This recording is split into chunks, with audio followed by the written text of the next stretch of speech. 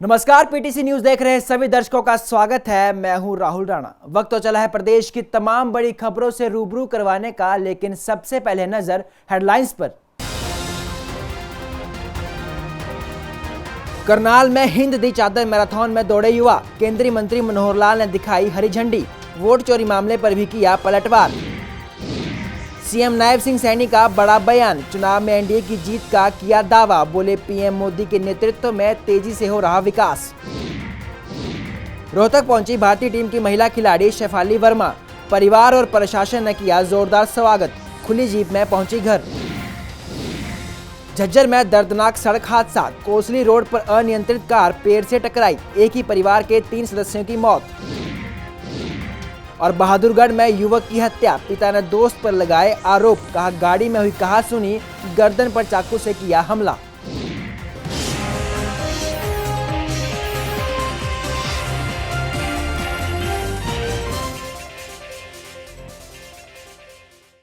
और अब खबरें विस्तार से।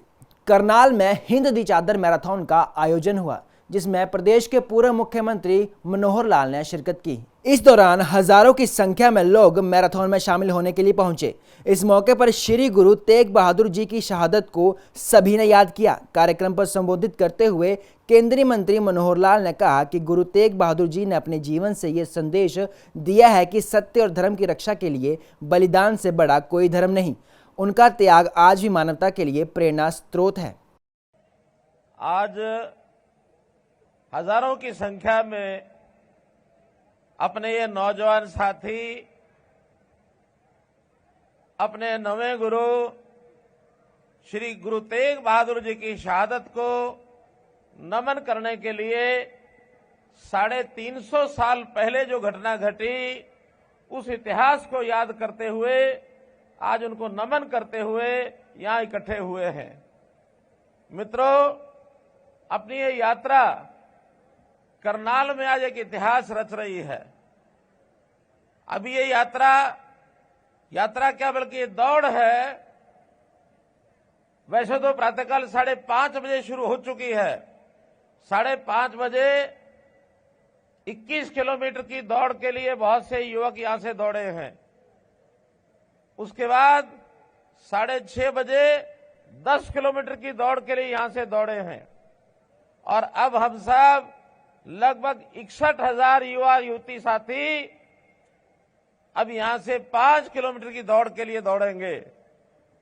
ये दौड़ न केवल दौड़ है, बल्कि हमारी भावना, हमारा उत्साह, हमारा जज्बा, जो इस देश को आजाद कराने वाले लोगों के प्रति अपनी श्रद्धांजलि उसको व्यक्त कर रहे हैं। हम जानते हैं गुरु तेग बहादुर जी ने अपने समाज के लिए, अपने देश के लिए जो बलिदानी दी थी, वो प्रसंग आज से 350 साल पहले 1675 ईस्वी का है, जब वो एक सत्संग में बैठे थे और उस समय हमारे कश्मीर के भाई, कश्मीरी पंडित वहां पर पंडित कृपाराम जी के नेतृत्व में आए और उन्हें कहा, महाराज, हमें यातनाएं दी जा रही हैं, हमें पीड़ा दी जा रही है और हमें मजबूर किया जा रहा है अपना धर्म परिवर्तन करने के लिए। उस समय गुरु साहब ने कहा कि ये तभी बंद हो सकता है, ये धर्म परिवर्तन का काम, यदि कोई महापुरुष बलिदान दे, तब लोगों में जागृति आएगी। पास बैठे गुरु साहब के पुत्र, जो बाद में हमारे 10वें गुरु गुरु गोविंद सिंह जी हुए, उस समय वो छोटे बालक 9 वर्ष के, अपने पिताश्री को कहते हैं, पिताश्री, वो महापुरुष बलिदान देने के लिए आपके अलावा कोई और कौन हो सकता है? ये हमारे लिए गर्व की बात है। एक पुत्र ने अपने पिता को कहा कि बलिदान देना है तो हम जैसे लोगों को देना चाहिए। वो सीख हम सब उनसे लेते हैं कि देश के लिए, धर्म के लिए कुर्बान होना है तो अपनी कुर्बानी देनी पड़ती है। प्रदेश के मुख्यमंत्री नायब सिंह सैनी ने बिहार में एनडीए की सरकार बनने का दावा किया है। सैनी का कहना है कि केंद्र में पीएम मोदी और प्रदेश में भाजपा सरकार ने कई विकास कार्यक्रमों को गति दी। यही कार्यक्रम अब बिहार में देखने को मिलेंगे और एक बार फिर एनडीए की सरकार बनेगी।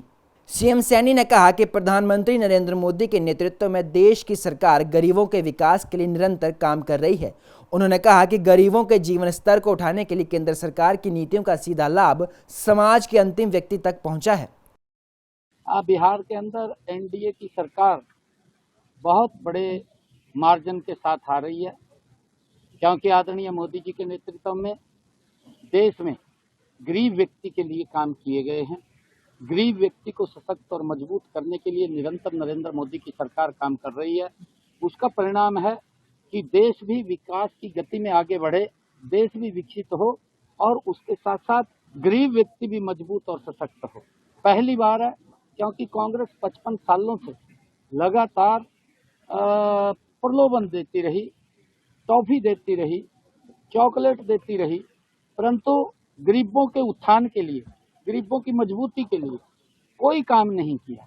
और जब काम नहीं किया तो लोग हताश और निराश कांग्रेस से हो गए और उसका परिणाम है कि मोदी जी ने एक्चुअल में गरीबी से बाहर निकालने का काम नरेंद्र मोदी जी कर रहे हैं। उसको अपने पैरों पे खड़ा करने का काम कर रहे हैं ताकि हर व्यक्ति आगे बढ़ करके काम कर सके। और उसका परिणाम है कि बिहार के अंदर नॉन स्टॉप सरकार बन रही है और हरियाणा के अंदर भी जिस प्रकार से नॉन स्टॉप सरकारें बनी है, ये डबल इंजन सरकार का फर्क है कि डबल इंजन सरकार आदरणीय मोदी जी के नेतृत्व में मिलकर के जो काम करती है तो प्रदेश गति से आगे बढ़ता है और उसी का परिणाम है कि वहां के लोग फिर एनडीए की सरकार बना रहे हैं।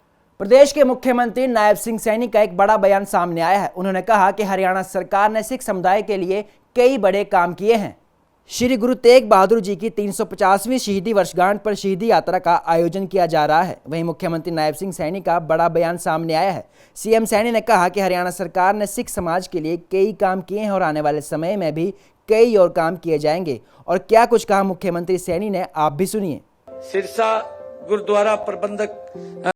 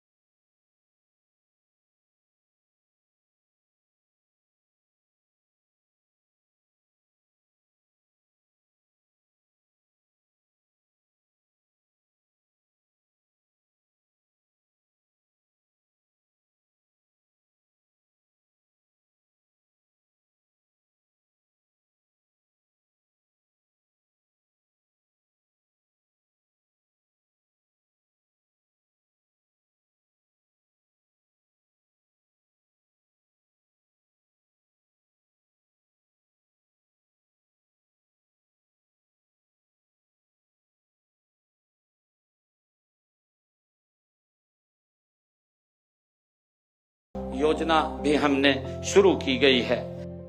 क्रिकेटर शेफाली वर्मा आज अपने गांव रोहतक पहुंची। इस दौरान उनका गर्मजोशी के साथ स्वागत किया गया। इस मौके पर प्रशासन और परिजन मौजूद रहे। विमेन वर्ल्ड कप 2025 के फाइनल मुकाबले में बल्ले और गेंद से कमाल दिखाकर प्लेयर ऑफ द मैच रही शेफाली वर्मा का आज हरियाणा के रोहतक में ग्रैंड वेलकम हुआ। रोहल टोल पर पहुंचने के साथ ही उन्हें फूल मालाएं पहनाई गईं। इसके बाद यहीं से उनका रोड शो शुरू हुआ, जिसमें एडीसी नरेंद्र कुमार, भाजपा जिला अध्यक्ष रणवीर ढाका, कांग्रेस युवा नेता हेमंत बख्शी, शेफाली के दादा संतलाल, पिता संजीव वर्मा और परिवार के अन्य लोग शामिल हुए। शेफाली गाड़ी की सनरूफ खोल बाहर निकली। इस दौरान लोगों में सेल्फी लेने की होड़ लगी रही। रोहतक के सर्किट हाउस में मंत्री कृष्ण कुमार बेदी और अन्य भाजपा नेता शेफाली वर्मा को पगड़ी पहनाकर सम्मानित किया। इसके बाद शेफाली मंत्री बेदी के साथ खुली जीप में घर पहुंची। हाँ, सब परिवार ने बहुत अच्छा स्वागत किया, बहुत खुशी है और बहुत गर्व का माहौल है पूरे परिवार में और बहुत खुशी मिल रही है सबसे मिलके। पिछले 1 साल में मैंने बहुत मेहनत की है अपने गेम पे, अपने माइंड पे, अपनी फिटनेस पे, तो उसी का भगवान ने पेस ऑफ दिया है और बहुत खुशी है कि हम वर्ल्ड कप जीते और मैंने फाइनल में स्कोर किया। बस मेरे को भगवान पे बिलीव था कि मैं कहीं भी नहीं देख रही थी, मैं बस अपने आप पे ध्यान दे रही थी, मैं सब चीज़ साइड में रख दी थी और मैं बस अपनी मेहनत पे ध्यान दे रही थी और आई थिंक उस मेहनत का ही भगवान ने वो मेहनत देके मुझे पेस ऑफ किया। सभी ने बहुत रिस्पेक्टफुली हमें बताया और हमें समझाया और पीएम सर ने तो 2 घंटे दिए हमें, तो उसकी बहुत ज़्यादा खुशी है। पूरी टीम बहुत ज़्यादा खुश थी एंड प्रेसिडेंट मैम ने बहुत ज़्यादा अच्छे से वेलकम किया और यहाँ पे पूरे हरियाणा ने बहुत अच्छे से किया, तो बहुत ज़्यादा खुशी है। अब बात करेंगे हरियाणा की झज्जर की, जहां से एक दर्दनाक सड़क हादसा सामने आया है। हादसे में एक ही परिवार के 3 लोगों की मौत हो गई। झज्जर जिले के रैया हसनपुर गांव के बीच एक दर्दनाक सड़क हादसे में दिल्ली के उत्तम नगर निवासी के एक ही परिवार के 3 सदस्यों की मौत हो गई, जबकि 2 लोग गंभीर रूप से घायल हो गए।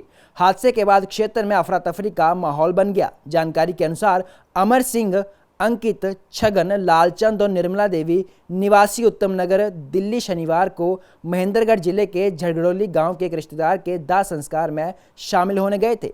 शाम को सभी कार द्वारा दिल्ली लौट रहे थे जब अचानक उनकी कार रैया हसनपुर गांव के पास पहुंची तो अचानक से कार का संतुलन बिगड़ गया और वह सड़क किनारे एक पेड़ से जा टकराई। टक्कर इतनी जबरदस्त थी कि कार के परखच्चे उड़ गए और मौके पर ही निर्मला देवी, छगन और लालचंद की मौत हो गई। एक किया गाड़ी थी ब्लैक रंग की और रेवाड़ी से दिल्ली की तरफ जा रही थी। रास्ते में अनबैलेंस होके उसने दरख्त से टकरा गई, जिसके अंदर एक लेडीज और 5 जेंट्स थे, जिनमें से एक लेडीज और 2 जेंट्स की मृत्यु होगी, 2 घायल हैं। उनको सभी को सरकारी अस्पताल में हमने भेज दिया है और जिसमें एक छोटी बच्ची और थी वहाँ साथ में अमरूद बेचने वाले, उसके भी साइड लगी है, वो भी घायल है, जिसको भी सरकारी अस्पताल में भिजवा दिया है। कहाँ के रहने वाले सर ये दिल्ली के बता रहे हैं, उत्तम नगर दिल्ली। परिवार से कुछ संपर्क हो पाया सर? हाँ, उनके परिवार से हमने संपर्क कर लिया, वो आने लग रहे हैं और उनका इलाज किया जा रहा है सरकारी अस्पताल। और अब बात करेंगे बहादुरगढ़ के झज्जर की, जहां से एक बड़ी खबर सामने आ रही है। झज्जर में एक युवक को चाकुओं से गोद कर उसे मौत के घाट उतार दिया, जिसके बाद मृतक के पिता ने उसी के दोस्तों पर उसकी मौत का इल्जाम लगाया। झज्जर जिले के बहादुरगढ़ क्षेत्र के गांव रोहदक में एक युवक की चाकू मारकर हत्या कर दी गई। मृतक की पहचान गांव रोहदक निवासी 24 वर्षीय दीपक पुत्र रघुवीर निवासी के रूप में हुई है। परिजनों ने दीपक के साथी सोनू, चिराग और प्रवीण पर हत्या का आरोप लगाया है। थाना आसोदा पुलिस ने तीनों के खिलाफ नामजद मामला दर्ज कर छानबीन शुरू कर दी है। हत्यारोपी अभी तक फरार हैं, जिन पर हत्या का आरोप है उन्होंने ही दीपक को पीजीआई में रोहतक में भर्ती कराया था। फिलहाल पुलिस की टीमें हत्यारोपियों की तलाश में जुटी हुई हैं। खबरों में आगे बढ़ेंगे। अब बात करेंगे हरियाणा की, जहां 2-3 दिन से लगातार तापमान में गिरावट दर्ज की गई है। अब हरियाणा में भी शिमला जैसी ठंड महसूस होने लगी है। शनिवार को हिसार और महेंद्रगढ़ जिले का न्यूनतम तापमान 7.6 डिग्री दर्ज किया गया। ये सीजन का सबसे कम तापमान है। शिमला का न्यूनतम तापमान 9 डिग्री रहा। पहाड़ों पर बर्फ गिरने से मैदानी इलाकों में ठंड बढ़ गई है। सुबह और रात में ठंडी हवाओं के कारण लोगों को कंपकंपी महसूस हो रही है। पिछले 3 दिनों से राज्य में दिन और रात दोनों के तापमान में गिरावट दर्ज की जा रही है। उत्तर पश्चिमी हवाओं की रफ्तार बढ़ने से आने वाले दिनों में रात का तापमान और नीचे जा सकता है। वहीं किसानों द्वारा पराली जलाने से दिल्ली और एनसीआर के साथ हरियाणा के कई शहरों में AQI बढ़ा, जहां पहले स्थान पर बहादुरगढ़ 388 जबकि दूसरे स्थान पर रोहतक 355 AQI के साथ चरखी दादरी का 336 AQI सुबह दर्ज किया गया। ठंड तो है ही बाबूजी, थोड़ी बहुत तो सुबह शाम की ठंड पूरी है। प्रदूषण भी है। कितनी दिक्कत हो रही है प्रदूषण से? तो काफी दिक्कत है। क्या दिक्कत है? तो खांसी जुकाम में ही दिक्कत होती है, सांस लेने में दिक्कत होती है। तो काफी धुआं भी है। हाँ, धुआं आसमान में है। यहाँ बुजुर्गों को खास कर हाँ, बुजुर्गों को जो खास कर होती है जी। मीठी मीठी शाम सुबह की ठंड है। हाँ, सुबह की शाम की। अच्छा, प्रदूषण भी हो रहा है। हाँ, थोड़ा थोड़ा प्रदूषण भी है, दिक्कत पड़ेगा थोड़ा। आम बुजुर्गों को, बच्चों को दिक्कत हो हाँ, बच्चे अगर बुढ़ा दिक्कत है, सांस लेने में क्या है? मामले को लादे तो करवा सा तो है। तो दिक्कत तो हो ही रही है। हाँ, दिक्कत तो चल रही है। आज के लिए इस बुलेटिन में मेरे साथ फिलहाल इतना ही। आप बने रहिए पीटीसी न्यूज के साथ। मुझे दीजिए इजाजत। नमस्कार।